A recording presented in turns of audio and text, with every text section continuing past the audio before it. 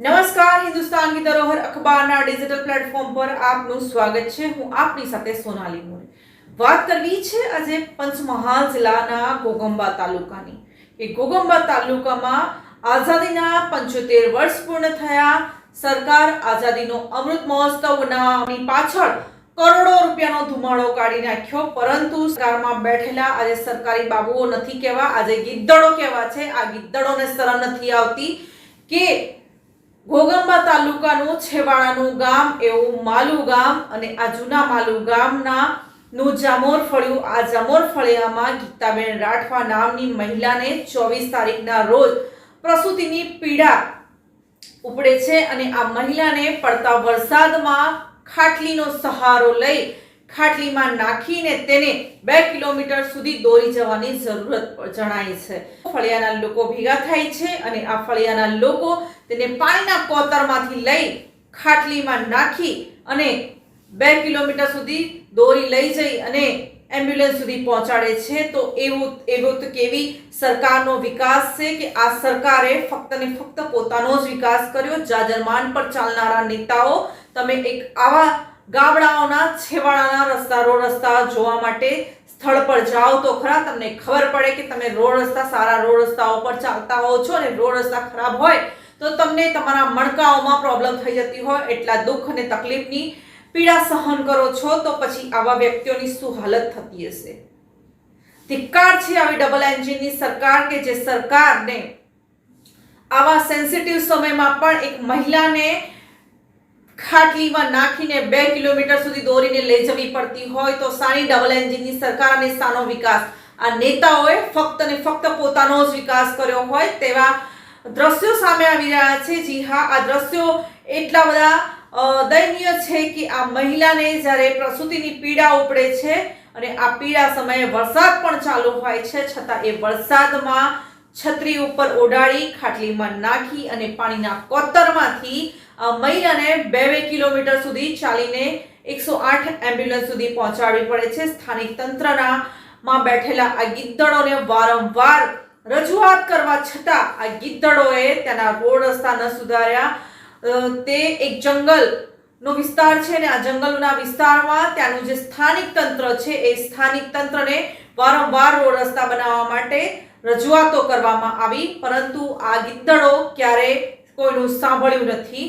ઘણીવાર અગાઉ પણ આ રોડ રસ્તો જે જંગલવાળો હોવાના કારણે ત્યાં દીપડાઓનો પણ ભય રહેલો છે। રાતના સમયે ઘણા એવા દીપડાઓએ ત્યાં પ્રાણીઓનો પણ ભોગ લીધો છે। આની સાથે સાથે ત્યાંથી પસાર થતા જે લોકો છે એ લોકો પણ આ દીપડાઓનો શિકાર થઈ ચૂક્યા છે, પરંતુ આજે સરકારમાં બેઠેલા જે સરકારી બાબુઓ છે જે ગિદ્દડોના રૂપમાં ફક્ત ને ફક્ત આવતી ગ્રાન્ટને નોચી ખાવા બેઠા છે, એવા જે સરકારી ગિદ્દડો છે આ ગિદ્દડોને કોઈ શરમ નથી।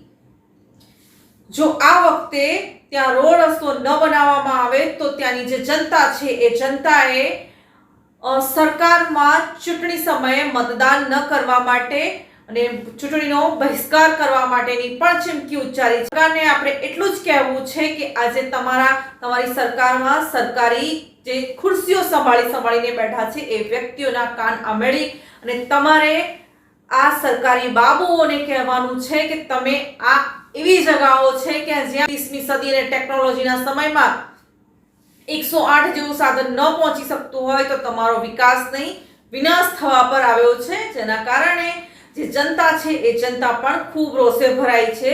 જો હવે ભારતીય જનતા પાર્ટીને આ જૂના માલુ ગામમાંથી વોટ લેવા હોય તો રોડ રસ્તા પણ સુધારવા જ પડશે। ત્યાંની જે સ્થાનિક જનતા છે એ જનતાએ ચૂંટણીનો બહિષ્કાર કરવાની ચીમકી ઉચ્ચારી છે। જોઈએ આપણે આ વિડીયોમાં કે ગીતાબેન રાઠવાને કઈ રીતે 108 સુધી ખાટલીમાં નાખીને તેના સ્થાનિક લોકોને લાવવાની ફરજ પડી છે। આઝાદીના 75 વર્ષ પૂર્ણ થઈ ગયા છે, સરકાર બદલાઈને 30 વર્ષ પૂર્ણ થઈ ગયા છે। આઝાદીનો અમૃત મહોત્સવ મનાવવામાં સરકારે કરોડો રૂપિયાનો ધુમાડો કાઢી નાખ્યો, છતાં પણ રોડ રસ્તાઓની સુવિધાઓથી અળખામણા ઘોઘંબા તાલુકાના માલુ ગામના જમોર ફળિયાના લોકો, જેમને પ્રસૂતિની પીડા હોય કે મોતની જાતે વેઠી ને 108 સુધી પહોંચવા માટે તે મજબૂર બને છે. 108 એ સાધન છે, છતાંય દર્દી સુધી ક્યારેય પહોંચી શકતી નથી, કેમ કે ગામમાં લોકોને એ જ ખબર નથી કે રોડ રસ્તા શું છે.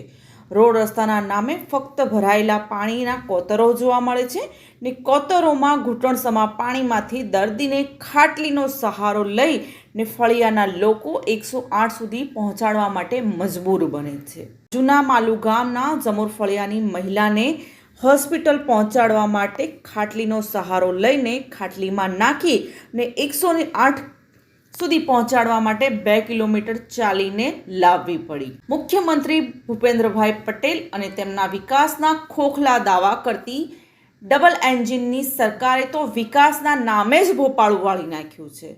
ઘોગંબા તાલુકાના જંગલમાં આવેલ જૂના માલુ ગામના જમોર ફળિયાના લોકોને પોતાના ઘર સુધી જવા માટે લોકોને જીવન જોખમે અને ભારે મુશ્કેલીમાંથી પસાર થવું પડે છે, જેની સાક્ષી પૂરતો આ એક ગ્રાઉન્ડ રિપોર્ટિંગનો રિપોર્ટ સામે આવ્યો છે. જૂના માલુ ગામના જમોર ફળિયાના ગીતાબેન રાઠવાને તારીખ 24 ઓગસ્ટ 2025ના રોજ પ્રસૂતિની પીડા ઉપડતા તેમણે હોસ્પિટલ લઈ જવા માટે ગામજનો અને પરિવારજનો ખૂબ જ ભારે મૂંઝવણમાં મુકાયા હતા. તંત્રની ઘોર બેદરકારીના કારણે અહીંના લોકોને મુખ્ય રોડથી 2 કિલોમીટર સુધીનો રસ્તો ન હોવાને કારણે આ પ્રસૂતા મહિલાને પડતા વરસાદમાં ખાટલીનો સહારો લઈને ખાટલીમાં નાખીને રોડ સુધી લાવવાની ફરજ પડી હતી, કારણ કે 108 એમ્બ્યુલન્સ એમના ફળિયા સુધી જાય તેવી વ્યવસ્થા ન હોવાને કારણે, રોડ રસ્તો ન હોવાને કારણે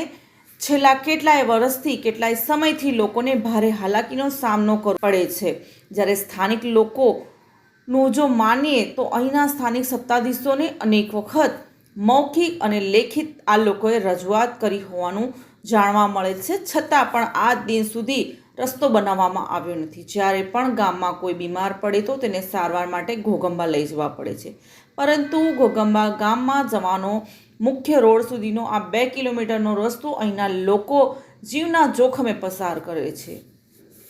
વળી અહીંયા જે જંગલ વિસ્તાર છે એ જંગલ વિસ્તારના કારણે અહીંયા દીપડો અને વાઘ જેવા જે હિંસક પ્રાણીઓ છે તે પણ આટાફેરા કાયમ મારતા જોવા મળે છે. રાત્રિના સમયે ઘણી વખત દીપડાના હુમલાથી પશુઓ પણ ઘણી વખત અને માણસો પણ ભોગ બની ચૂક્યા છે.